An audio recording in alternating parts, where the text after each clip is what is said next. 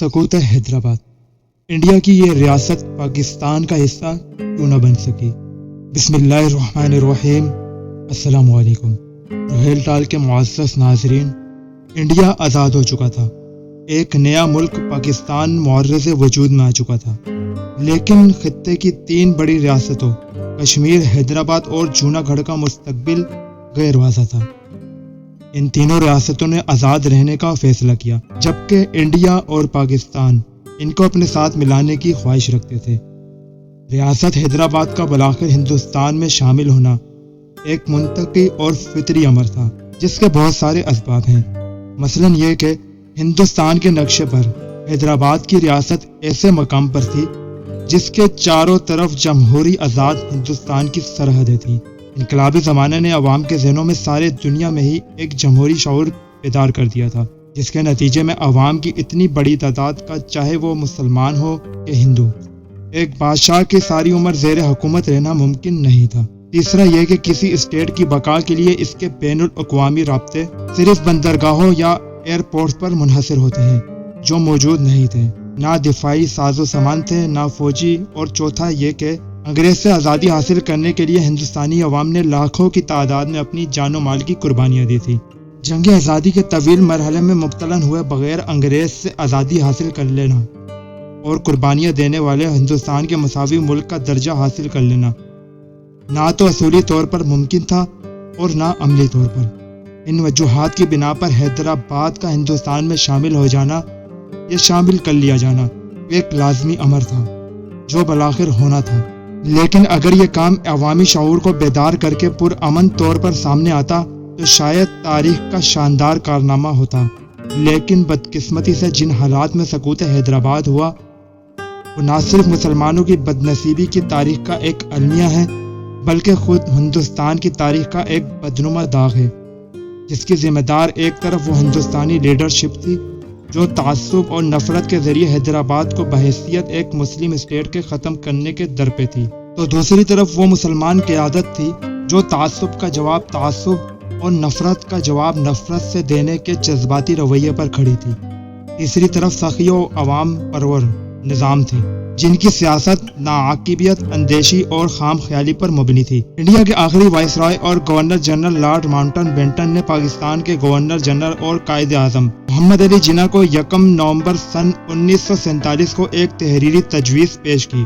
ہر چند کے یہ پیشکش بنیادی طور پر کشمیر کے لیے تھی، لیکن انڈیا کے ماہر قانون کشمیر، حیدرآباد اور جوناگڑھ پر 3 مختلف کتابوں کے مصنف و تجزیہ کار اے جی نورانی کا کہنا ہے کہ محمد علی جناح نے تنازع کے پرامن حل کا ایک بہت بڑا موقع گنوا دیا اور ان کے ہاتھ کچھ بھی نہیں آیا۔ ان کا کہنا تھا کہ اگر محمد علی جناح نے ماؤنٹ بینٹن کی تجویز مان لی ہوتی تو انہیں کشمیر ہاتھوں ہاتھ مل گیا ہوتا اور حیدرآباد میں خون خرابے کا بازار بھی گرم نہیں ہوتا۔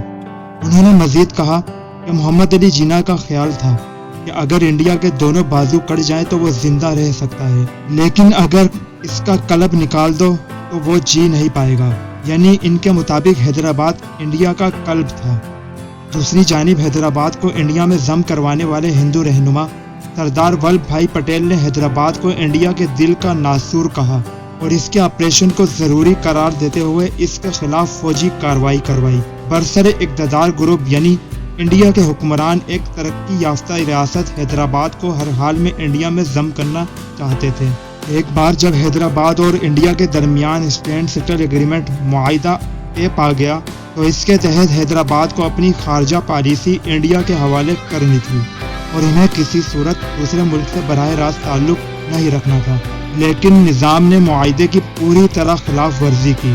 وہ بہت تیزی سے حیدرآباد میں اسلحہ جمع کر رہے تھے اور پاکستان کے ساتھ مستقل رابطے میں تھے، یہاں تک کہ وہ اس خیال کو بھی پال رہے تھے کہ حیدرآباد پاکستان کا حصہ ہو سکتا ہے۔ انڈیا کے لیے یہ بڑی تشویش کی بات تھی کہ اگر حیدرآباد پاکستان میں شامل ہو گیا تو یہ انڈیا کے بیچوں بیچ ملک کے لیے مستقل پریشانی کا سبب ہوگا۔ یہ کسی طرح قابل عمل نہیں تھا۔ جب مشرقی اور مغربی پاکستان زیادہ دنوں تک ایک ساتھ نہیں رہ سکے تو حیدرآباد کیسے رہ سکتا تھا، کیونکہ وہ تو انڈیا کے بالکل درمیان میں تھا۔ اسی لیے سردار پٹیل نے حیدرآباد کو انڈیا کے پیٹ میں السر سے تعبیر کیا تھا۔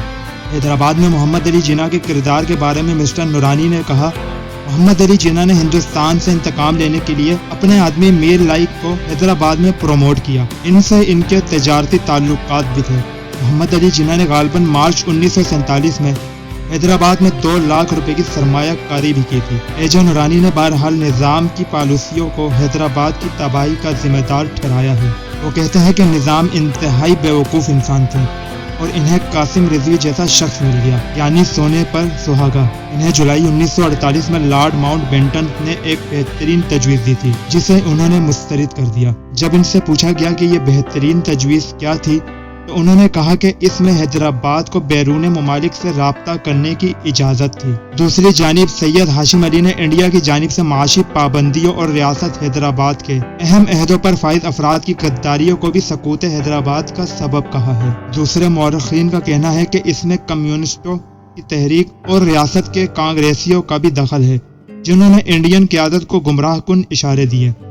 چنانچہ انڈیا نے حیدرآباد کو اپنی ریاست بنانے کے لیے 36,000 مسلح فوج اتاری، جبکہ دوسری جانب نظام حیدرآباد کے پاس صرف 24,000 فوج تھی، اور اس میں بھی پوری طرح سے تربیت یافتہ فوجیوں کی تعداد محض 6,000 تھی، جس میں عرب، روہیلا، پٹھان، ہندو اور دیگر مسلمان شامل تھے۔ 13 ستمبر 1948 کو حیدرآباد پر جو حملہ کیا گیا وہ صرف 5 دنوں میں اختتام پذیر ہوا، اور 18 ستمبر کو نظام کے کمانڈر ان چیف سید احمد علی دروس نے باضابطہ ہتھیار ڈال دیے۔ آپریشن پولو حیدرآباد اسٹیٹ پر پولیس ایکشن کا ستمبر 1948 میں بھارتی فوج کا ایک ملٹری ایکشن تھا جس کا مقصد تھا کہ اسف جاہی سلطنت کو ختم کر کے حیدرآباد اسٹیٹ کو انڈین یونین میں شامل کیا جائے۔ سردار پٹیل نے حملے کے لیے 13 ستمبر کی تاریخ اس لیے طے کی کہ ایک دن پہلے محمد علی جناح کا انتقال ہو گیا تھا اور اس لیے وہاں سوگ کا ماحول تھا، اور ایسے کوئی شواہد نہیں تھے کہ پاکستان نے وہاں سے کوئی مدد بھیجی تھی۔ دسمبر 1949 کو نظام حیدرآباد نے ایک سند جاری کی